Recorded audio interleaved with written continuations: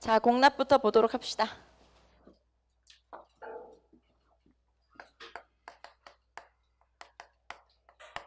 자, 공납은 가호마다 내는 세금을 공납이라고 했고요. 공납은 특산물로 세금을 낸다고 했죠. 자, 가호마다 내는 세금이고 특산물로 세금을 낸다. 자, 그리고 특산물은 세 가지 세금을 내는 거예요. 하나는 상공, 항상 내는 공납, 상공, 그리고 별도로 내는 별공.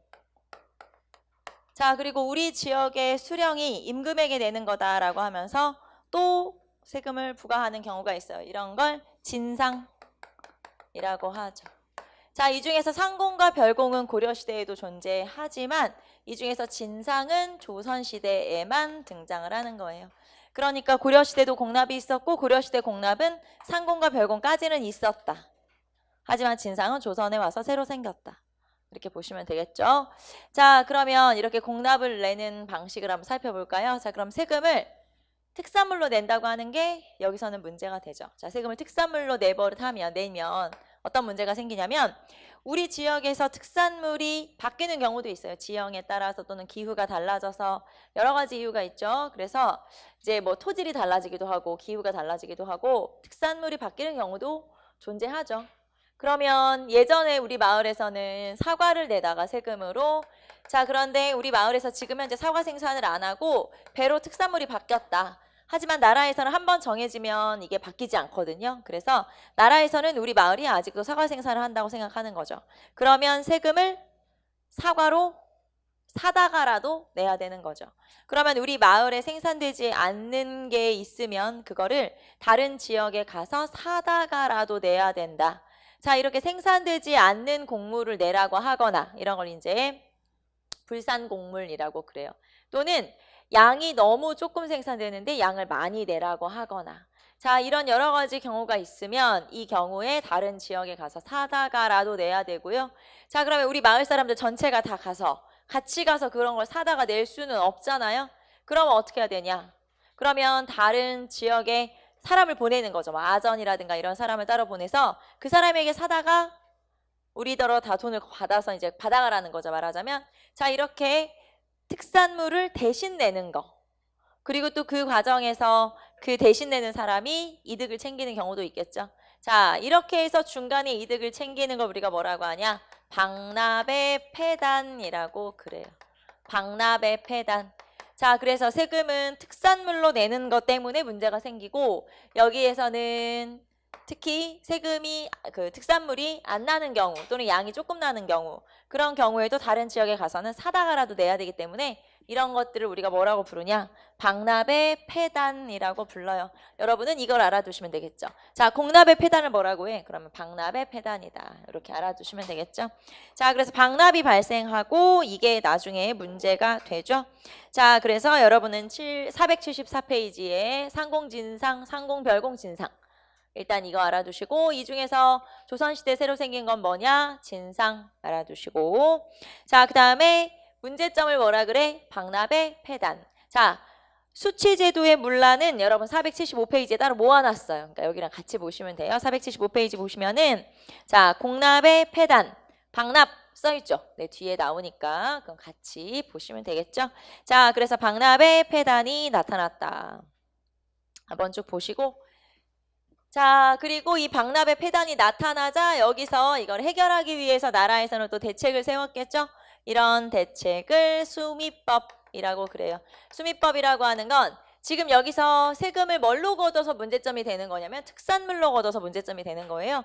그러면 특산물 말고 다 생산되는, 다 있는, 자기 집에서 다 있는 그런 걸로 세금을 내면 되잖아. 그게 쌀이죠.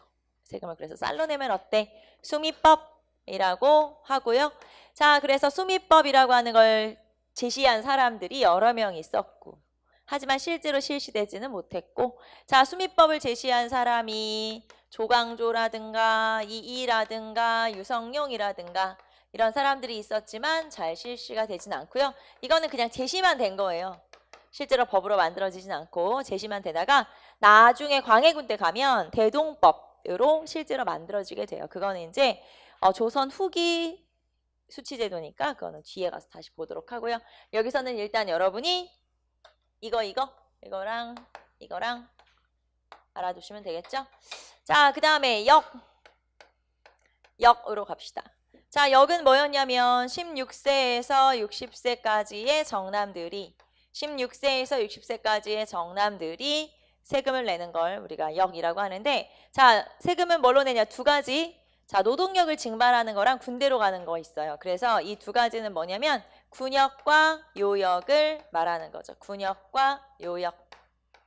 자, 그러면 군역은 어떻게 운영이 되냐? 군역은 대체적으로 보법에 의해서 운영이 돼요. 보법이라고 하는 건 세조 때 실시된 제도로서 정군과 보인으로 구성되는 걸 말하죠. 정군이라고 하는 건 실제 군대를 가야 되는 걸 정군이라고 하고, 보인이라고 하는 건 실제 군대를 갈 상황이 아닌 사람들이 있어요. 이런 사람들이 정군에게 경제적인 지원을 해주는 걸 말하는 거예요. 경제적인 지원을 해주는 거. 그래서 보통은 1정군 2보인 이런 식으로 운영이 되는 게 바로 보법. 그러니까 군대 가는 건 이렇게 운영이 되고, 자, 그 다음에 요역이라는 것도 원칙이 있어요. 사람들을 동원해서 일을 시키는 건데 이것도 다 정해진 원칙이 있다. 그래서 그 원칙이라고 하는 건 뭐냐면, 자, 토지 8결당 1명 1년에 6일 이내만 동원을 해야 돼요. 자, 토지 8결당 1명씩만 동원해야 되고, 자, 그리고 1년에 6일 이내만 동원을 해야 돼요. 8결당 1명, 그 다음에 6일 이내. 자, 이렇게만 동원을 해야 된다. 자, 이런 원칙이 성종 때 만들어진 원칙. 조선 성종 때 요역의 원칙이 정해지는 거죠. 자, 그래서 군역은 세조 때 보법에 의해서 운영이 되는 거고, 세조 때 만들어진 보법에 의해서. 자, 그 다음에 요역은 성종 때 만들어진 이런 제도에 의해서, 원칙에 의해서 운영이 되고 있었다. 문제는 이게 잘 안 지켜진다는 게 문제가 되는 거죠. 자, 그러면 이 역이라고 하는 게 나중에 이제 어떤 문제가 생기는지 한번 볼까요? 자, 봅시다. 자, 군대는 지금처럼 뭐 20개월? 지금 몇 개월이요? 18개월? 뭐 아무튼 그렇게 군대라고 하는 게 그렇게 일정 기간 몰아서 쫙 갔다 오면 끝나는 게 아니고요. 1년에 몇 달 이렇게 군역의 의무를 지는 거예요. 그러니까 내가 1년이면 군역으로 동원되는 게 몇 달, 그 다음에 요역으로 동원되는 건 이제 나머지 기간 동안 요역으로 동원되는 거죠. 그렇기 때문에 이 성인 남자가 군역이든 요역이든 다 해야 되기 때문에 굉장히 벅차겠죠, 당연히. 자, 뿐만 아니라 요역과 군역 중에서 요역이 직접 가서 일을 해야 되기 때문에 굉장히 힘들겠죠. 그래서 사람들이 시간이 점점 가면서 요역의 기피 현상이 나타나기 시작하는 거예요. 요역의 기피 현상, 요역을 안 하려고 하더라, 이 말이죠. 요역을 안 하려고 한다. 자, 그럼 사람들이 요역을 안 하려고 하는데 요역은 필요하죠. 뭐 성을 쌓거나 길을 닦거나 뭐 이런 거 해야 되잖아요. 그러니까 요역을 기피하는 현상이 나타나게 되자 군역의 요역화 현상이 나타나게 돼요. 자, 요역의 기피 현상, 그 다음에 군역의 요역화. 자, 군인을 데려다가 요역을 시킨다 그 말이에요. 자, 군역을 데려다가 요역을 시킨다는 거니까 사람들이 요역을 안 하려고 하면 군인을 데려다가 일을 시켰다 그 말이죠. 자, 그러다 보니까 이제는 어디를 안 하려고, 뭘 안 하려고 할까요? 군역을 안 하려고 하겠죠? 군역의 기피 현상이 나타나게 된다. 기피는 안 하려고 하는, 피하는 현상이죠. 자, 그러면 군대를 안 가려고 한다는 얘기네? 그렇죠. 자, 그러면은 이렇게 군대를 안 가려고 하는 현상으로 나타난 게 뭐냐? 그런 게 대립제, 그 다음에 방군수포제라고 하는 현상이에요. 대립제, 그 다음에 방군수포제. 자, 대립제라고 하는 건 다른 사람을 대신 보내는 걸 대립제라고 하죠. 내가 너 돈 줄게, 네가 내 대신 갔다 와. 이게 대립제고요. 자, 그리고 방군수포제라고 하는 건, 자, 대립제는 불법이긴 불법이에요. 자, 군역의 기피 현상이라고 하는 건 불법을 저질렀다는 건데, 불법은 불법이지만 이거는 개인적 불법이 되는 거고, 이거는 관청에서의 불법이 자행되는 거죠. 자, 개인적으로 네가 나한테 돈을 주면 내가 너 돈을 줄 테니까 네가 내 대신 갔다 와라. 이런 게 대립제면, 방군수포제는, 자, 내가 만약에 이 지역의 군사 지휘관이거나 아니면은 뭐 하급 관료거나 이런다고 치면, 하급 무사거나 뭐 이런다고 치면, 자, 그런 사람들이 차라리 그러면 이 사람한테 줄 돈을 나를 줘라. 그럼 내가 너를 빼줄게. 이렇게 되는 거예요. 쉽게 말하면 이거는 개인적으로 돈을 주고 딴 사람을 대신 보내는 거고, 이거는 아예 관청이나 지휘관의 불법이 자행되는 거죠. 자, 그래서 관청이나 지휘관이, 그러니까 이제 공권력인 거죠. 말하자면 이런 사람들이 차라리 그걸 나한테 내면 내가 너를 빼줄게. 이런 식으로 불법을 저지르는 게 대립제와 반군 수포제. 그러니까 어쨌든 두루두루 불법이 자행된다는 거고요. 자, 이렇게 불법이 자행되자 그럼 차라리 나라에 돈을 내고 나라에서 군대를 따로 기르면 안 돼? 어차피 이렇게 다 불법을 저지를 거니까. 자, 그래서 나중에 가서는 이게 아예 제도적으로 정착이 돼요. 그러니까 나라의 세금을 정식으로 내면 그럼 나라에서 군대를 빼주고 그 대신 나라에서는 직업군인을 기르면 되는 거죠. 자, 그런 제도를 군적수포제라고 그래요. 자, 이런 제도를 군적수포제, 중종 때 실시된 제도로 군적수포제가 실시가 되죠. 앞에서 우리가 임진왜란 할 때 그때 제가 잠깐 얘기했던 게 이거예요. 군적수포제. 자, 그러면 이렇게 돈을 받았어요. 돈을 얼마를 받냐? 1년에 장정 한 명당 군포 2필씩 받는 거예요. 1년에 성인 남자한테 장정 한 명당 군포를 2필씩 받는다. 자, 이런 제도를 뭐라고 하냐면 군적수포제라고 하죠. 군적수포제, 군포징수제라고 하는데 쉽게 말하면 세금을 걷고 그 세금으로 직업군인을 기르고 그 대신 군대를 빼주고 이런 제도가 실시돼요. 그런 걸 군적수포제라고 하는데 자, 이제 여러분이 잘 찾고 잊지 못하겠죠? 476페이지 보시면은 자, 거기 군적수포제 나오죠? 자, 세금을 내고 그 대신 군대를 빼줄게. 이런 거를 군적수포제라고 하죠. 자, 거기 군적수포제 보시면 1년에 군포 2필씩 걷는 거죠. 성인 남자 한 명당 군포 2필씩 걷는다. 그러면 요 군포를 걷어서 이 돈을 가지고 어디다 썼어야 되냐? 직업군인을 기르는 데 썼어야 되죠. 하지만 나라에서 이 돈을 딴 데 써버렸다. 행정에. 그러니까 다스리는 데 그냥 써버렸다는 거예요.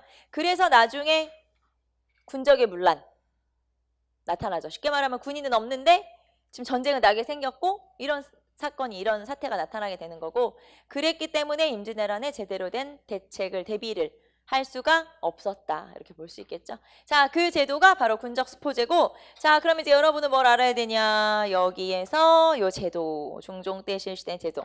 전에 시험 문제 중에 군적수포제를 제시를 했어요. 사료로. 그리고 이 군적수포제 제도가 실시된 왕 때 무슨 일이 있었냐. 여기 나오는 문제들은 다 그렇게 제시될 가능성이 있는 문제들이에요. 우리가 앞에서 수치제도, 토지제도에 변천하면서 과전법, 직전법, 뭐 관수관급제, 그 다음에 녹봉제, 아까 직전법 폐지 다 했잖아요. 그런 것들도 그냥 그 제도가 뭐냐라고 여러분한테 물어볼 수도 있지만 또 하나 이런 게 실시되는 왕의 시기에 또 다른 일로는 뭐가 있냐 이렇게 물어볼 가능성이 다 많다. 무슨 말인지 알겠죠? 그냥 단순히 제도만 가지고 정리하시지 마시고 시기까지 정확히 알아둬야 되는 이유는 여기서 뭘 가지고 왕을 물어볼지 모르기 때문에 여러분이 알아둬야 돼요. 그래서 여기서도 중종 알아두시고 그 다음에 아까 우리 이런 원칙 어느 왕 때? 성종 때. 이런 것들, 이런 숫자 같은 것들 헷갈리지 마시고 자, 그래서 군적수포제 그러면은 1년에 군포를 얼마씩 내냐? 2필씩 내는 거죠. 장정 한 명당 1년에 군포를 2필씩 내면 군대에서 빼주는 거예요. 그런데 문제는 한 명당 군포 2필이 그렇게 만만한 양이 아니라는 거. 그게 문제가 되는 거죠. 자, 앞에 우리 474페이지 거기 위에 조그만 글씨 보면 정포 한 필의 크기가 나와 있더라고요. 그쵸? 제가 지금 말하는 페이지는 새 교재의 페이지예요. 여러분 페이지하고는 다를 수 있으니까 잘 찾아서 보시면 돼요. 자, 정포 한 필의 크기가 나오죠. 폭 32.8cm, 길이 16m. 그러니까 옆으로는 16m고 세로는 30cm 정도? 그 정도 되는 옷감, 그러니까 두루마리죠. 이렇게 말아가지고 파는 그런 옷감. 그 옷감이 한 필 정도 된다 이 말이에요. 그리고 이거를 2필씩 내야 된다. 그런데 이 양이 결코 만만한 양이 아니라는 거.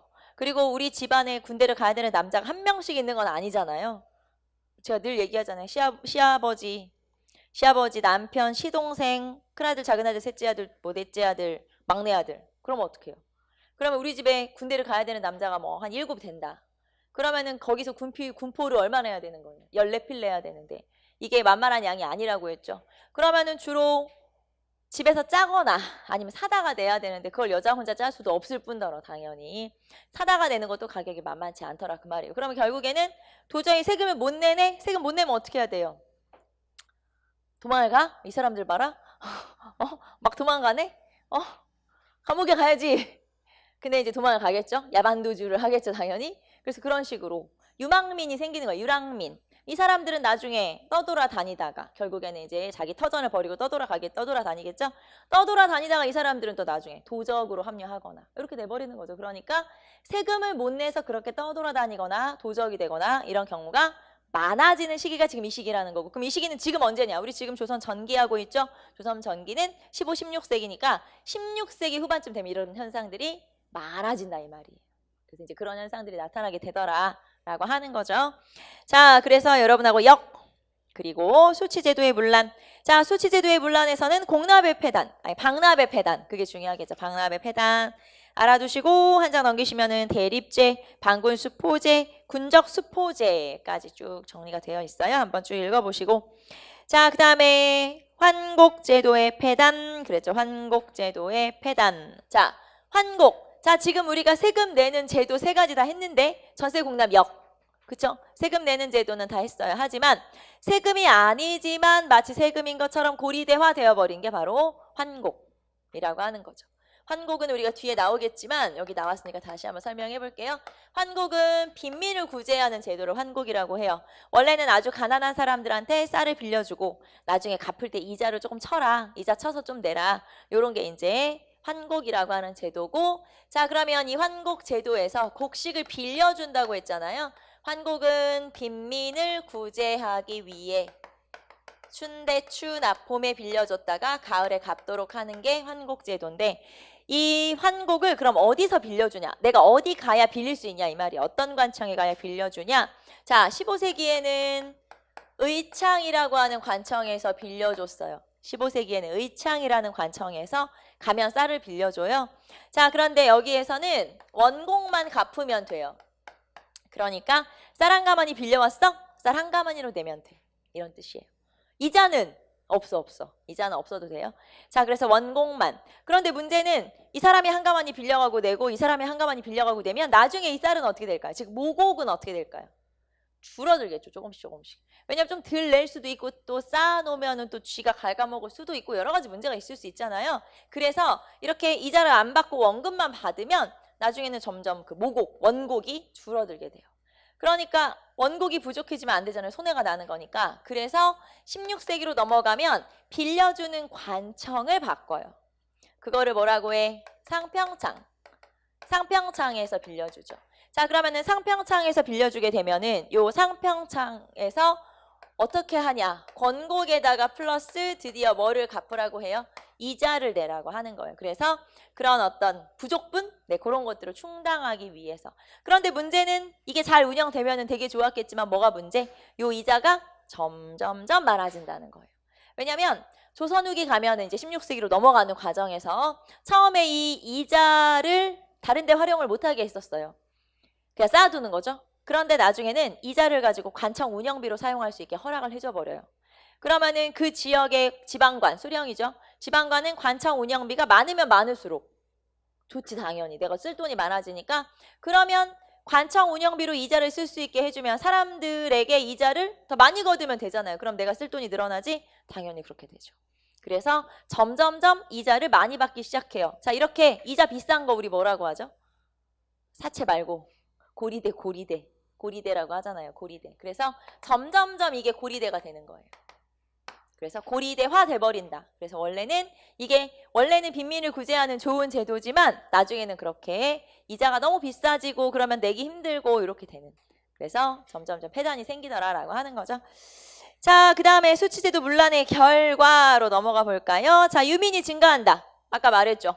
이제 세금 못 내? 그럼 어떻게 해야 돼? 도망가야 돼? 떠돌아다녀야 돼? 그래서 유망민이 증가하게 돼요. 유민이 유망민 떠돌아다니는 사람. 자, 이 사람들이 나중에 떠돌아다니다가 도저히 먹고 살기 힘들면 이제 뭐로 돌변해요? 도적으로 돌변하게 되는 거죠. 그래서 실제로 16세기로 가면 조선시대 엄청 유명한 도둑이 등장을 하게 돼요. 그 엄청 유명한 도둑이 누구냐? 임꺽정. 명종 때 임꺽정이 되는 거죠. 477페이지 맨 밑에 보시면 그 중에도 명종 때 황해도 경기도 일대에서 활동한 임꺽정은 대표적인 인물이었다. 이 사람은 백정 출신이고요. 키와 등치가 이만하대요. 엄청 크대요. 그래가지고 이 사람이 이제 원래는 황해도 출신, 아니 황해도, 요 경기도 위가 황해도예요. 그 근처에 이제 양주의 백정 출신이었는데 이 사람이 세력을 키우고 이제 도둑이 된 거죠, 나중에는. 그래가지고 뭐 황해도라든가 뭐 요 지역에서 활동을 하다가 나중에 저기 강원도에서 잡히죠. 그래서 그게 바로 임꺽정. 아, 그래가지고 어디지? 철원이었나? 아무튼 어디 경기 북부 어디야? 기억이 안 나네. 철원이었나 어디였나? 거기에 이제 철원이었나 어디였나? 아무튼 기억이 안 나는데 어디 무슨 유적지 같은 데는 유적지가 아니라 무슨 뭐지? 고석정이었나 뭐 아무튼 뭘 보러 간 거예요. 거기가 뭐냐면 뭐라고 설명해야 되지? 절벽 같은 게 있고 밑에 물이 있고 사람들이 막 거기 래프팅도 하고 막 그런 데가 있어요. 한탄강인가 그럼? 그럴 것이야. 그래, 기억이 나진 않아. 근데 거기에 이렇게 딱 갔더니 동상 같은 게 있는 거예요. 동상이 아니라 뭐 조각상이라 그래야 돼? 뭐라고 해야 돼? 그런 게 있는데 딱 보니까 등치가 이만해. 임꺽정이야. 그래서 임꺽정을 거기다가 이렇게 조각을 해놨더라고요. 그래. 그랬었다고. 경기 북부 어디선가 그랬었을지. 자, 어쨌든 임꺽정. 자, 여러분이 임꺽정에서는 뭘 기억해야 되냐면 백정 출신이 중요한 게 아니라 명종이 중요한 거예요. 자, 임꺽정을 제시하고 시험에 뭐라고 나올 수도 있냐? 이 왕이 이때 활동했던, 이 사람이 활동했던 시기 왕이 누구냐? 이렇게 물어볼 수도 있어요. 그러니까 중요한 건 임꺽정이 백정이고 뭐 그런 것도 물론 다 중요하죠. 하지만 더 중요한 건 시기. 한국사 문제 중에 절반 이상은 시기 물어보는 거 알죠, 여러분? 이 사람이 16세기냐 아니면 영조냐 정조냐 이렇게 시기를 물어보는, 왕조든 뭐든 간에 어쨌든 시기를 물어보는 문제가 한국사 문제 20문제에서 절반 이상이에요. 그러니까 시기를 물어보는 문제가 많이 나온다. 그러므로 시기는 꼭 알고 넘어가야 된다. 자, 한 장 넘기시면 임꺽정 사료. 사료 나오죠? 백정 출신 임꺽정이다. 쭉 나와요. 알아두시면 되고. 자, 그 다음에 임꺽정이 나왔으니까 이걸 빼먹었네. 이걸 여기다 넣었어야 내가 안 써도 되는데. 안타깝다. 또 빼먹었다. 자, 여기 보시면 조선의 3대 의적이 있어요. 이걸 또 빼먹었네. 조선의 3대 의적. 3대 의적이 누구냐면 자, 명종 때 임꺽정. 이 사람은 백정 출신이고 그 다음에 연산군 때 홍길동. 연산군 때 홍길동은 뭐 서울 출신이죠. 뭐 율도국 막 세우고 그 다음에 숙종 때 장길산. 장길산은 이 사람은 광대 출신. 자, 그래서 이렇게 명종, 연산군, 숙종 해서 이렇게. 이 사람들도 역시 시기 물어볼 수 있어요. 뭐 장길산 제시하고 뭐 광대 출신 뭐 도적이다 이렇게 제시하고 이 왕이 어느 왕이냐 이렇게 물어보는 수 있으니까 여기서는 시기랑 그 다음에 제가 특징 간단하게 썼잖아요. 이런 거 알아두시면 되겠죠. 자, 그래서 그 3대 의적이라고 칭하는 그 중에 한 명이 바로 임꺽정이고 임꺽정이 이렇게 활동했던 시기에는 이렇게 수치제도가 문란할 때였다라고 하는 거죠. 자, 그 다음에 옆으로 가시면 조세의 운반 볼까요? 조세의 운반. 자, 세금을 운반하는 걸 여기는 이제 조세 운반. 자, 세금. 조세 운반. 조세를 운반하는 제도를 조운제도라고 그래요. 조운제도는 조세 운송이란 뜻이겠죠? 조운제도, 조세 운송. 자, 그러면 조운제도는 세금을 걷어. 그래서 각 지역의 창고에 보관해. 조창. 조창은 바닷가에 있으면 해창. 그 다음에 강변에 있으면 강창이라고 해요. 그래서 조창. 자, 이렇게 조창에 모아놔. 그리고 이거를 어디로 운반해요? 경창. 그렇지. 경창. 경창으로 운반하는 거예요. 경창은 어디? 서울. 그치, 서울이지 뭐. 그래서 서울에 있는 경창으로 운반을 하는데 오른쪽에 보시면 서울에 경창이 나와 있어요. 서울에도 경창이 한 개 있는 게 아니고요. 여러 개 있어요.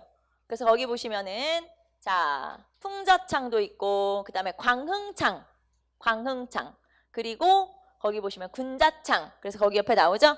용산의 군자창, 서강의 광흥창, 그 다음에 풍저창 이렇게 담당한다. 시험 문제 이런 것도 있었어요. 이 중에서 관리에 녹봉을 주는 창고가 어디냐? 어디죠, 여러분? 거기 써 있으니까.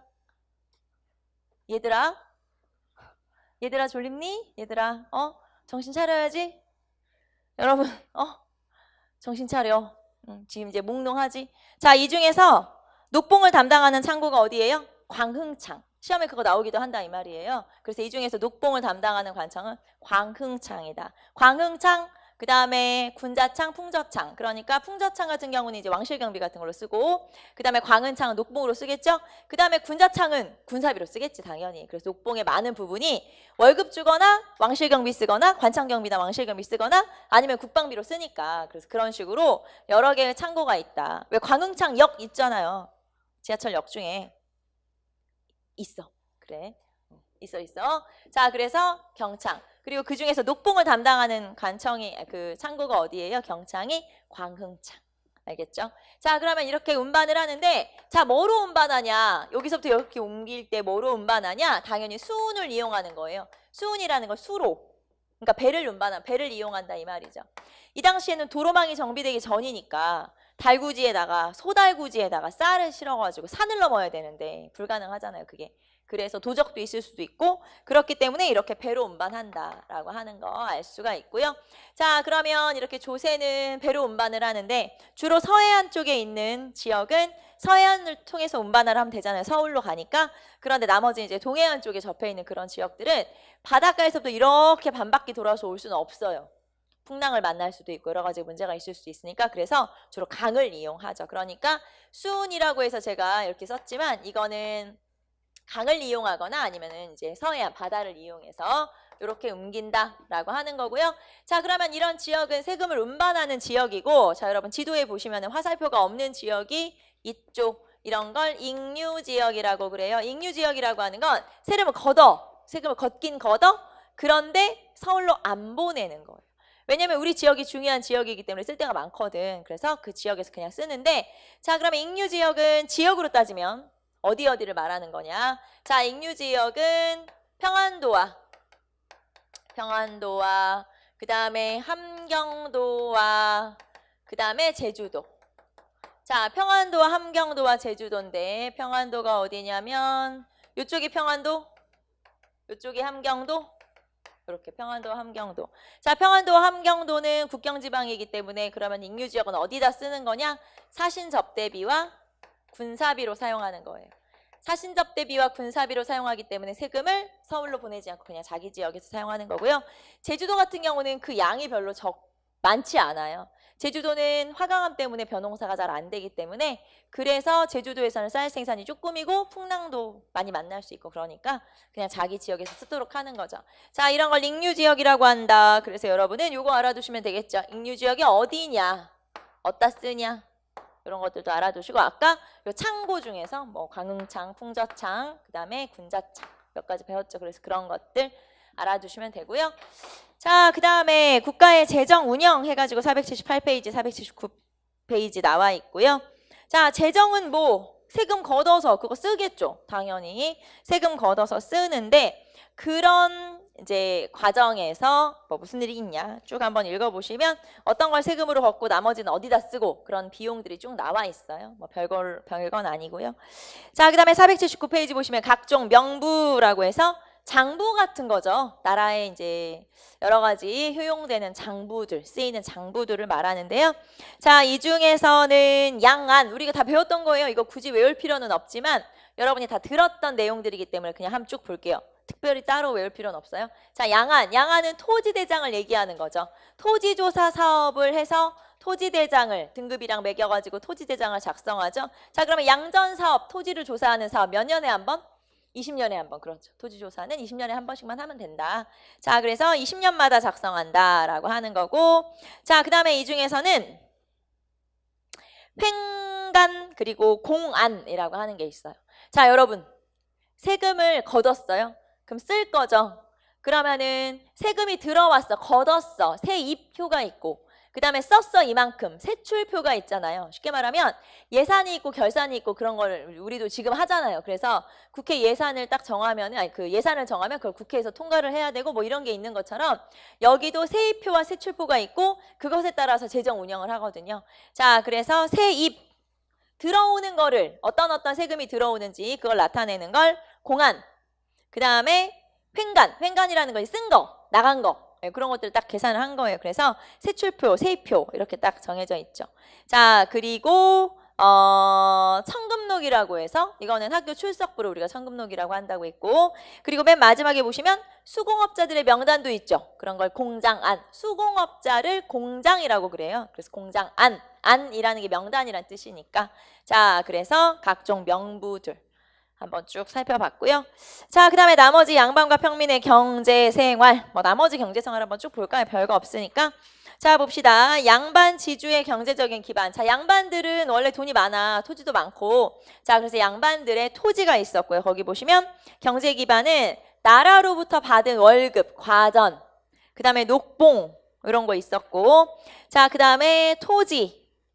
자, 대부분의 주 수입원은 토지와 노비였다. 이렇게 나와 있죠. 그래서 토지 있었고, 자, 그 다음에 토지는 주로 이제 자기가 직접 관리하기도 하지만 노비를 보내서 관리를 하기도 하고 집안 사람을 고용하기도 하는데, 자, 어쨌든 남에게 만약에 토지를 빌려준다 그러면은 거의 병작반수의 형태로 운영을 하도록 되어 있죠. 자, 그 다음에 밑으로 내려가시면 노비. 자, 노비도 재산인 거 알죠, 여러분? 그래서 매매, 증여, 상속의 재산이 되는 게 바로 노비고, 자, 이 노비는 적게는 한 몇 명에서 10여 명에서 많게는 거의 한 300명, 300여 명까지 있을 정도로 이렇게 엄청나게 많이 가지고 있었다. 재산이다 라고 하는 거고요.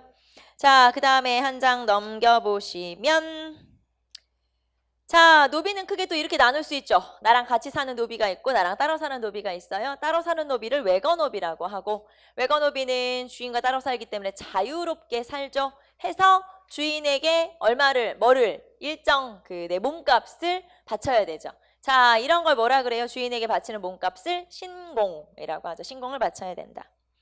자, 그러면은 이렇게 양반들의 생활은 굉장히 호화롭고 잘 살고 부자고 하는데, 그에 비해서 농민들은 여전히 가난하더라. 그래서 농민들은 여전히 나라에서 안정책을 펴도 가난하잖아요, 계속.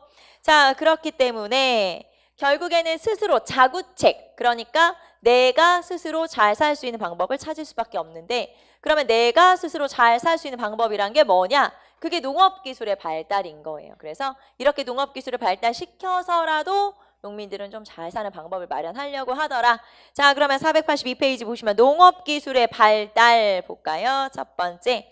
자, 밭농사에서는 2년 3작의 윤작법이 널리 행해진다. 자, 봅시다. 2년 3작의 윤작법이 행해진다고 했죠. 농업기술. 자, 지금 농업기술인데 조선 전기예요. 조선 전기의 농업기술이고요. 자, 밭농사에서는 2년 3작의 윤작법이 시행되죠. 그런데 윤작법이 그냥 실시 아니고요. 확대 또는 일반화라고 볼 수 있죠. 확대. 자, 윤작법이라고 하는 건 돌려짓기를 말하는 거고, 그 다음에 2년 동안 3가지 작물을 짓는 거죠. 예를 들면 조, 보리, 콩 이런 식으로 3가지 작물을 돌아가면서 짓는 거예요. 그래서 봄부터 가을까지 조, 그 다음에 그러니까 겨울부터 그 다음에 이듬해 봄까지는 보리, 그리고 나서 다시 콩을 심어요. 콩은 이제 기르는 시간이 짧으니까. 그럼 콩 몇 달 농사 지으면 나머지 한 몇 개월은 좀 쉬는 거죠. 말하자면 지력을 회복할 수 있도록. 자, 그래서 이런 식으로 2년 3작의 윤작법이 실시되는데, 여기에서는 여러분이 확대, 자, 널리 행해졌다라고 했잖아요. 그래서 2년 3작의 윤작법의 확대 이렇게 체크하시면 되겠죠. 자, 그 다음에 두 번째 논농사에서는 남부 일부 지방에서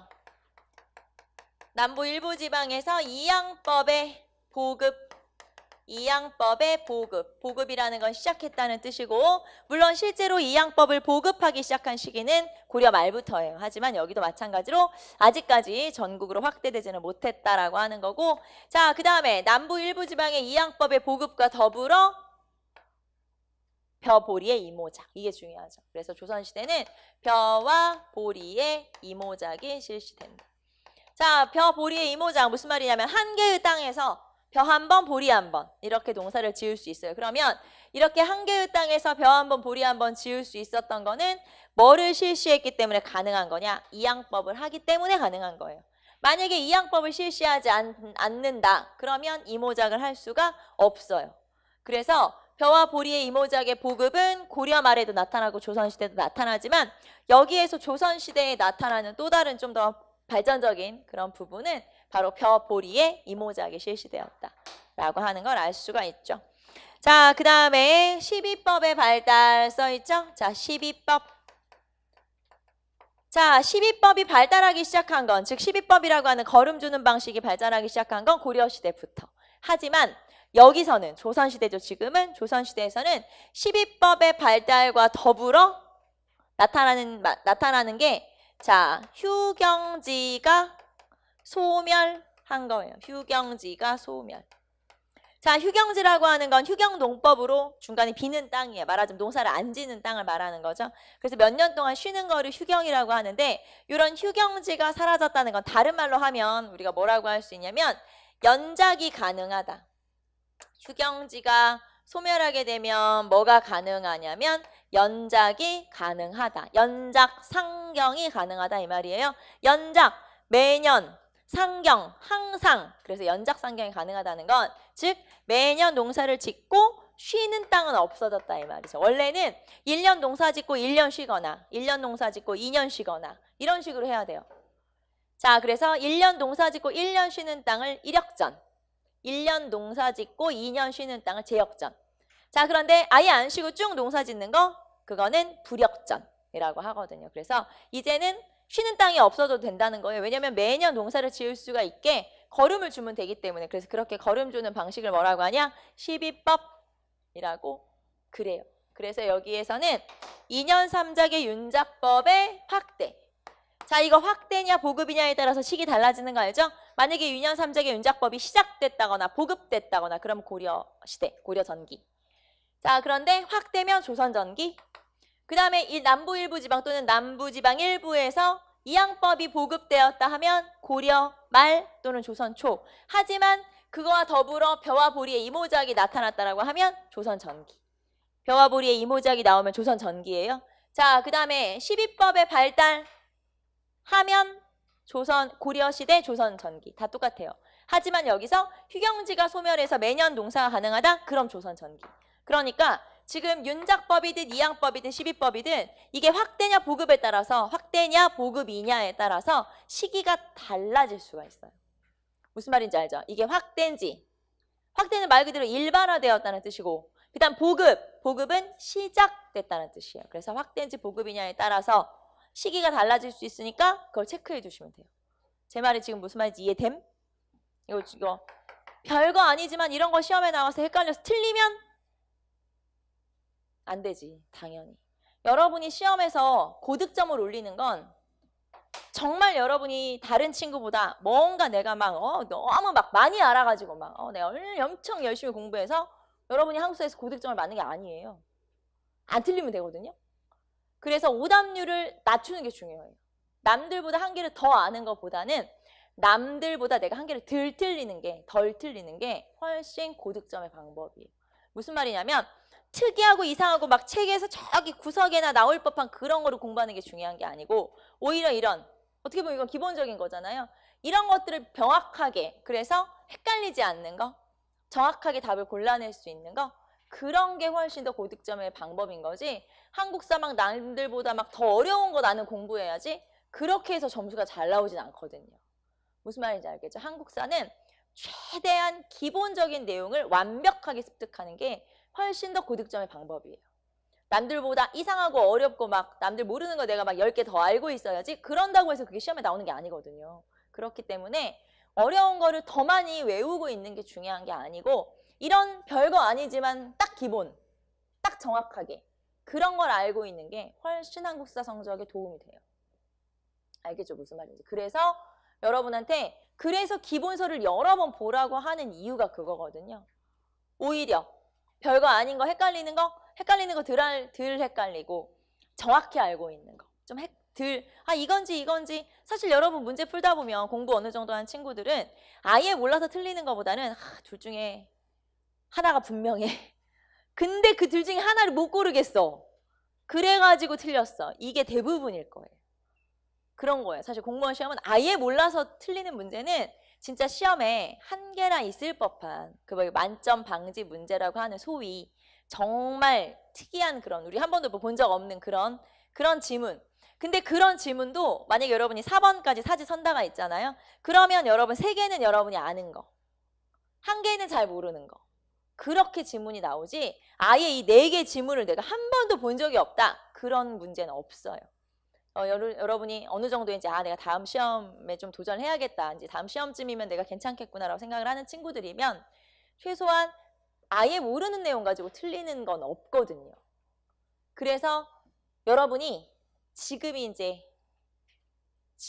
8월에서 이제 9월 넘어가죠. 말하자면.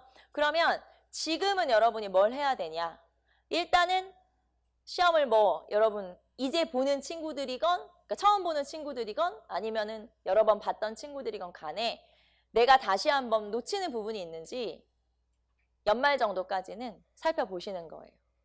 무슨 말인지 알겠죠? 그러니까 7, 8, 9 아니면 10 요 정도까지는 그동안 봤던 기본서나 아니면 내용을 다시 한번 점검하는 거고 그 다음에 이제 11, 12 넘어가고 그 다음에 이제 1, 2, 3, 4 넘어가면 이제 문풀에 조금 더 매진을 해야 되겠죠.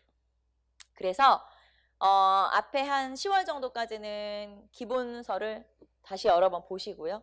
그리고 11월, 12월부터는 11월, 11월 같은 경우는 문풀과 내용을 같이 봐도 상관없어요. 그리고 조금 나는 내용을 조금 더 봐야겠다 하는 친구들은 12월까지 내용을 보시고 나는 문풀을 조금 일찍 시작했다라고 하면 앞에 조금 여러분이 이제 이거는 본인이 봐야 되겠죠. 보시고 그 다음에 이제 1월, 2월, 3월, 4월 이렇게 본격적으로 문풀 들어가고 하면 되는 거니까 그런 것들은 여러분이 계획을 좀 세워서 하시면 돼요. 물론 학원 커리큘럼이 이렇게 되어 있으니까 커리큘럼에 따라가면 되지만 여러분 중에서 이제 시험을 좀 몇 번 봤던 친구들은 본인 스스로 어떻게 공부해야 되는지 내가 뭐가 부족한지가 일단 조금 잡힐 거예요. 그럼 이제 그런 친구들은 본인이 쫙 내년 시험 4월, 6월 이렇게 딱 계획을 세우셔서 그렇게 좀 진행을 하는 게 중요하죠. 처음 시작하는 친구들은 무조건 열심히 하면 되고 당연히 이렇게 하면 되지만 이제 정말 다음 시험에 내가 승부를 걸어야겠다라고 하는 친구들은 미리 내년 시험 대비까지 계획을 좀 세우시고 차근차근 그런 걸 좀 밟아가는 그런 게 성취가 좀 있어야지 본인도 공부할 맛도 나고 그래야 동기부여도 되고 하는 거니까 그냥 무조건 쭉 수업만 열심히 듣지 마시고 자기에 대해서 잘 알아야 시험도 잘 볼 수 있어요. 여러분이 무슨 소린가 하겠지만 그냥 왜 공부하는 방법도 다 다르고 성취도도 여기 있는 사람이 전부 다 다르기 때문에 물론 저는 여러분한테 똑같은 강의를 하지만 여러분은 자기 자신에 대해서 제일 잘하는 사람 나잖아요.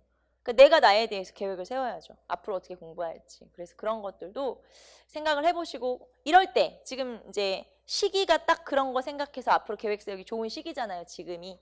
그러니까 이런 시기에 여러분이 딱 계획 세우셔서 뒤에는 어떻게 공부할 것인가도 좀 대책을 세워보세요. 그리고 그러려면 일단 뭐를 알아야 되냐면 내가 공부가 어느 정도 됐는지 이제 공부를 시작한 친구들이야 아직은 좀 너무 이르긴 하지만 그렇게 됐는지 그리고 내가 또 그런 것도 한번 생각해 봐야 되겠죠. 왜 떨어졌는지. 그런 것도 한번 생각해 볼 필요가 있어요. 마음 아프게 생각할 필요 없어요. 많이 떨어지니까. 그래서 너무 그래가지고 왜 나 막 떨어졌지 아니 굳이 그럴 필요 있나? 다음에 잘 보면 되지?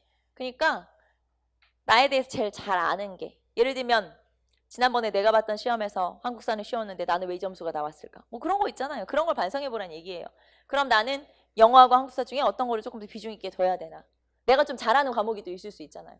지난번이 아니라 제 최근에 본 그 7급 시험이 있었는데 시험이 되게 어려웠거든요. 국어하고 한국사가. 근데 어떤 친구는 한국사는 되게 못 보고 국어는 되게 잘 봤다는 거야. 그래서 그럼 너는 국어에 집중을 해서 공부를 해라. 한국사 이제 보완을 하면 되는 거지. 보완을 하면 되고 국어가 네 전략 과목인가 보다. 그렇게 얘기를 했었거든요. 근데 자기도 왜 자기가 국어를 잘 봤는지 모르겠대. 너는 그게 잘하는 거야, 네가. 그렇게 얘기해줘. 네가 잘하는 거니까 그런 거다. 그래서 네가 그거에 좀 집중을 하면서 나머지를 보완을 하면 된다. 그러니까 본인도 한번 생각해 보세요. 내가 봤던 시험에서 내가 어떤 건 잘했는데 어떤 거는 내가 뭐 때문에 떨어졌는지 그런 게 있을 거 아니에요. 그럼 이제 그런 거에 조금 시간을 더 투자해서 보완을 해야 되니까 그런 것들을 전반적으로 한번 살펴보는 게 필요하다 이 말이에요. 그냥 무조건 학원 왔다 갔다 하면서 공부하고 그러면 시간만 금방 가요. 벌써 오늘이 며칠이야. 시간이 벌써 또 그렇게 됐지? 금방 가잖아요, 시간이. 그러니까 그때그때 여러분이 정신 차리지 않으면 금방 진짜 연말 돼 있을걸? 아마 그럴 거예요. 금방 이제 연말 돼 있을 거예요. 벌써 날씨도 약간 그래도 예전과는 좀 달라지지 않았어요? 그래서 저도 이거 긴팔을 꺼내봐야 되나 이런 생각을 했거든요. 물론 그 정도로 시원하진 않지만 그래서 확실히 금방금방 시간이 지나는 거니까 잠깐 딴 생각하면 금방 시간이 지나가 버리고 이제 9월은 아마 금방 지나갈걸? 추석 갔다 오면 금방 지나 있을 거 아니야. 3주 지나 있어. 그럼 이제 9월은 없어. 없는 거랑 마찬가지야. 그렇게 되면 금방 10월. 그러면 11월, 12월 연말 끝! 그렇게 될 거예요. 이제 우리들은 열심히 문제풀이를 하고 있겠지? 그러니까 시간이 그렇게 금방 가요. 정신 차리지 않으면 금방 내년 되고 그럴 거니까 지금부터 열심히 반성이 좀 필요하다. 나에 대한. 자기를 돌아보지 못하는 사람은 발전이 없어요. 여러분이 느꼈는지 모르겠지만 그냥 앞만 보고 달린다고 해서 잘 달리는 건 아니거든요. 가끔 뒤도 좀 돌아다보고 나에 대해서 반성할 필요가 좀 있는데 학생들은 좀 그게 사실 싫죠. 왜냐하면 돌아보고 싶지가 않거든요. 실수를 다시 곱씹어야 되기 때문에. 그래서 그게 싫을 수 있지만 그걸 진짜 할 수 있는 사람이 앞으로 발전이 있는 거예요. 그러니까 내가 뭘 잘못했는지 앞으로 어떻게 해야 되는지에 대해서 한번 생각해 보세요. 싫어? 싫음 말고 싫음 말고 하지 마 그러면. 자 그러면 하다가 말아버렸네. 자 여기 하나 더 해야 되는데 자 2개. 하나는 목화 재배의 확대. 자 목화 재배가 확대되죠. 면화. 자 목화가 우리나라에 들어온 건 고려말 문익점 알죠 여러분? 공민왕 때 문익점.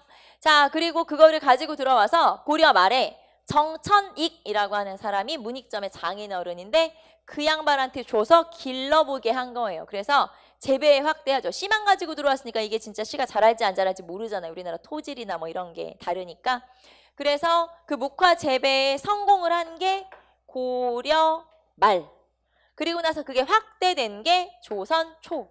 자 그러면은 목화 재배가 확대됐다는 건 의생활이 개선되었다라고 볼 수 있죠. 자 의생활이 개선됐다는 건 그 전에 조선 전기 그러니까 고려 말까지죠. 고려 후기까지 우리나라 사람들이 입었던 옷은 배옷이에요. 배옷, 삼배옷. 그러니까 그럼 겨울에는 어떻게 해요? 삼배는 뭐 그거 아니에요? 구멍 뽕뽕 뚫린 그런 옷. 하지만 그 옷을 여러 겹 겹쳐서 평민들 같은 경우는 그러면 양반들 같은 경우는 뭘 입었을까요? 비단을 입었겠지. 비단 같은 경우는 여러 겹 겹치면 그게 화살이 뚫을 수 없을 만큼 단단한 그런 재질이 되기도 한대요. 그러니까 바람을 막아줄 수 있겠죠. 당연히 비단 같은 경우는. 그래서 비단으로 그냥 그나마 옷을 해 입을 수 있으면 괜찮지만 평민들이나 선민들 같은 경우는 그런 게 이제 비싸니까 이제 면화도 없지 비단도 안 되지. 그러면은 당연히 배옷을 여러 벌 겹쳐 입었어야 되는데 그러면은 당연히 입고 사는 게 좀 그렇죠. 힘들었겠죠. 그런데 여기서 이제 의생활이 개선됐죠. 목화를 재배하면서 옷감과 옷감 사이에 면으로 이제 옷감을 짜서 그 사이에 솜을 넣어서 솜옷을 만들어 입을 수도 있고 하니까 훨씬 더 의생활이 나아졌다라고 하는 게 바로 목화. 자, 그다음에 그러면은 세금으로 면화를 내거나 이렇게 뭔가 면화를 많이 사용하는 시기는 조선 전기부터가 되겠죠. 그래서 면화로 세금을 냈다, 면화로 뭐 월급을 줬다 이런 거는 다 조선 전기의 일이다 이 말이에요. 조선 시대 이후의 일이다 라는 것도. 왜냐면 이게 확대가 돼야 되니까 그런 거 돼야 가능한 일들이 되니까. 자, 그 다음에 농서가 간행이 돼요. 그래서 농사직설. 자, 농사직설은 세종 때 편찬된 우리나라 최초의 농서. 그 다음에 금양잠록. 자, 금양잠록이라고 해서 강희맹이라고 하는 사람이 쓴 성종 때 편찬된 농서. 자, 강희맹이라고 하는 사람이 성종 때 완성된 농서인데 금양 지역에서 농사를 지어본 경험을 담은 문서가 금양잠록이에요. 금양은 지금의 과천 시흥 고쯤. 그래서 그걸 농사 지어본 경험을 담은 거고요. 농사직설도 당연히 이 나이 많은 농부들, 경험 많은 농부들의 경험을 모아서 세종대왕이 그걸 이제 편찬하라고 해서 편찬한 거죠. 그래서 농사직설은 세종, 자 그다음에 금양잠록은 성종 이렇게 편찬된 책들이다. 자 그러면 이게 지금 우리 뭐였냐면은 농업기술. 자 이거를 우리가 아까 자구책이라고 했죠. 스스로 농민들이 좀 잘 살 수 있는 방법을 대책을 마련했는데 그게 이거다. 하지만 이렇게 했다고 해서 농민들이 엄청 잘 살게 된 건 아니잖아요, 당연히. 그래서 여전히 농민들은 가난하기 때문에 농민들은 역시 농토를 이탈하는 경우가 생기더라. 자, 그러면은 나라에서는 농민들이 만약에 이탈을 한다. 농토를 버리고 떠난다. 어디로? 자, 어떤 문제가 생길 수밖에 없냐면 농토를 버리면 자, 이 사람들이 유망민이 되면 이제 도적이 되는 문제도 생길 수 있고 그다음에 이 사람들이 떠돌아다니게 되면 세금을 내는 사람이 줄어들잖아요. 결국에는 재정이 어려워지게 되는 거예요. 그래서 나라에서는 농민들이 떠돌아다니지 못하게 막아야만 재정이 안정되죠. 자, 그러면 이런 걸 유망을 방지하는 정책 이겠죠. 농민 이탈 방지책. 자, 그래서 483페이지 보면 농민의 농토 이탈을 방지하는 통제책. 자, 가로 2번에 보시면은 농민 통제책. 자, 대표적으로 농민 통제책은 호패법, 그 다음에 오가작통법 이런 것들이 실시된다. 호패. 자, 호패는 태종 때 실시된 주민등록증 같은 걸 말하는 거고요. 호패법을 실시한다는 건 주민등록증 검사를 철저히 해서 이제 말하자면 함부로 이사를 가거나 하지 못하게 한다. 조선시대는 거주 이전의 자유는 있으나 실제로 이사를 갈 필요가 거의 없다고 보시면 돼요. 자, 지금이야 우리가 일자리나 학교 때문에 다른 지역으로 이사를 가는 거지. 자, 전라도에 살아도 농사, 경상도에 살아도 농사. 그럼 내가 이사 갈 필요가 있나요? 어차피 다 똑같이 농사를 지을 건데. 그러니까 조선시대는 이주할 이유가 사실 거의 없기 때문에 한 마을에서 태어나면 그 사람이 죽을 때까지 그냥 거기 살다가 죽는 경우가 대부분이에요. 자, 그래서 농민들이 이탈하지 못하게 막아야 되는 거고 그게 주민등록법을 강화한 거예요. 지금으로 하면 주민등록증 검사를 해서 다른 지역으로 이사를 못하게 이런 식으로 이제 통제를 하는 거죠. 자, 그 다음에 또 하나 유망을 방지하는 방법 중에는 오가작통법이라고 하는 게 있어요. 오가, 5집을 작통, 하나의 통으로 묶어서 감시한다 이 말이에요. 그래서 오가가 1통이 되는 거예요. 오가가 1통이 된다. 그런 걸 오가작통법이라고 하고 자, 오른쪽에 보시면 오가작통법의 설명이 나와 있고요. 자, 이 오가작통법을 법제화, 말하자면 법으로 쫙 못 박았어. 이게 성종 때. 그렇죠. 그래서 오가작통법을 법제화한 게 성종이구나 라고 하는 거. 자, 그래서 이런 농민 이탈 방지하는 정책을 실시했으나 잘 안 지켜지죠. 그게 문제예요. 자, 그 다음에 수공업의 생산활동으로 넘어갈까요? 자, 484페이지 보시면 관영수공업.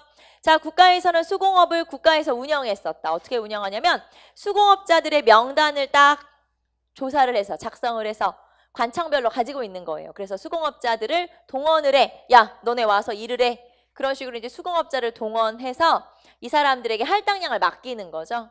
자, 그러면 이렇게 만들어진 수공업자의 명단을 뭐라고 하냐? 공장안이라고 그래요. 수공업자의 명단이 있고 그 수공업자들을 고용을 해서 말하자면 동원을 해서 나라에서 필요한 물건을 만들어서 납부하도록 한다. 자, 만약에 수공업자가 일을 잘해. 그래서 10개가 할당량, 그런데 11개를 만들었다. 그러면 이 수공업자는 나라에 약간의 세금을 내고 재료비 정도 약간의 세금을 내고 밖에 가지고 나가서 팔 수도 있어요. 숭령공의 경우는. 그래서 이렇게 관청 중심으로 운영되는 수공업이니까 무슨 수공업? 관영수공업. 네, 여기 보시면 나오죠? 관영수공업이라고 한다. 거기 보시면 경공장, 외공장 뭐 이런 것도 나와 있고요. 자, 이제 여기서 여러분이 알아둬야 되는 건 수공업자들의 명단을 뭐라고 하냐? 공장안. 그렇죠. 공장안이라고 그래요. 자, 그리고 소규모의 민영수공업, 간해수공업 이렇게 있었으나 나중에 조선 후기로 넘어가면 민영수공업 중심으로 바뀐다라는 거. 자, 그 다음에 상업으로 한번 가볼까요? 자, 상업에서는 대표적인 상인들, 첫 번째 시전상인. 자, 시전상인은 원래 고려에서부터 고려 개경에서 나라에서 허가받고 장사하던 사람들이에요. 자, 이 사람들을 데리고 왔어요. 조선이 세워지면서. 너네 서울 갈래? 그러면서 이제 개경에서 서울로 데려와서 장사를 하도록 했죠. 나라에서 점포를 지어줬어요. 여러분 그거 기억나요? 좌묘, 우사, 전조, 후시. 기억나죠? 서울의 구조를 그렇게 설명했잖아요. 한양의 구조를. 자, 조정의, 즉 경복궁이죠. 거기는 경복궁의 정궁의 뒤편에는 시전이 형성되어 있다. 그럼 시전이 형성됐다는 건 무슨 말이냐면 나라에서 상가를 지어준 거예요. 쉽게 말하면. 그럼 이제 상가를 지어놓고 상인들한테 들어와서 장사를 하라고 하는 거잖아요.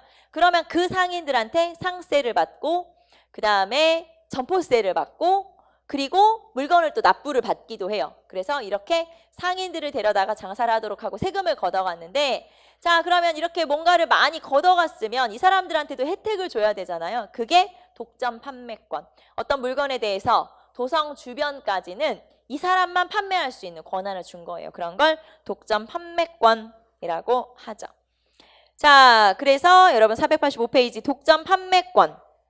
그러면 이걸 누구한테 준 권한이라고요? 시전상인한테. 그렇죠. 시전상인한테 준 권한이 독점 판매권이고, 이 독점 판매권이 나중에 조선 후기로 가면 금난전권으로 바뀌어요. 이거 이제 뒤에 조선 후기 가면 다시 설명할게요. 자, 그 다음에 이 시전상인들이 종류가 많은데 그중에서 6가지 중요한 물건을 파는 상인들을 육의전 또는 육주비전이라고 그래요. 육의전, 육주비전. 이 사람들은 좀 특별하겠죠. 그러니까 중요한 물건을 파는 거니까. 자, 그러면 이렇게 시전상인들의 상행위가 또 혹시 불법은 없나? 감시하는 또 관청도 필요하다. 그런 걸 경시서. 자, 시전상인들의 상행위를 감독하는 관청, 경시서라고 하죠. 자, 그러면 서울에서는 주로 이런 시전상인들이 딱 장사를 하면은, 지방에는 어떻게 장사를 하냐? 지방에는 장시라고 하는 게 생겼어요. 장시. 15세기 말 경제가 어려워지자 전라도 지역을 중심으로 자기 집안에 있는 물건을 내다가 팔기 시작했어요. 이런 걸 장문이라고 했었거든요. 처음에는. 자, 이렇게 시전상인들 말고, 서울에서 장사하는 시전상인 말고 지방에는 이제 시장, 장시가 생겨나기 시작하죠. 15세기 말부터. 자, 그리고 이런 장시를 돌아다니면서 물건을 짊어지고 또는 이렇게 메고 이렇게 다니면서 물건을 파는 상인을 보부상이라고 그래요. 자, 그래서 여러분 485페이지 보시면 장시의 발달, 15세기 후반부터 등장하기 시작해서 16세기 중엽으로 가면 전국적으로 확대된 시장. 처음에 시장은 15일에 한 번씩 열렸어요. 보름에 한 번. 그러다가 나중에 조금 더 이제 이게 당겨지죠. 더 이렇게 짧아지죠. 주기가 5일에 한 번. 5일장. 이렇게 열리죠. 지금도 아마 시골에 가면은 5일장이 있을 거예요. 그래서 이렇게 5일에 한 번씩 장이 열리는 원형은 이제 여기서부터 온 거죠. 장시부터. 자, 그리고 이 장시와 장시를 이렇게 돌아다니면서 상권으로 연결하는 상인, 이런 사람들을 보부상이라고 해요. 보부상은 혼자 다니는 것처럼 보이지만 실제로는 자기들끼리 조직망이 형성되어 있어서 상단이 마련되어 있어요. 조직이 상단이에요. 상단이 마련되어 있다. 그리고 보부상은 나라로부터 허가받은 관허상인이다 라는 것도 알 수 있죠. 자, 그 다음에 3번으로 내려가시면 화폐 유통. 화폐는 만들긴 만들었으나 유통은 잘 안 된다. 이렇게 알아두시면 되고요.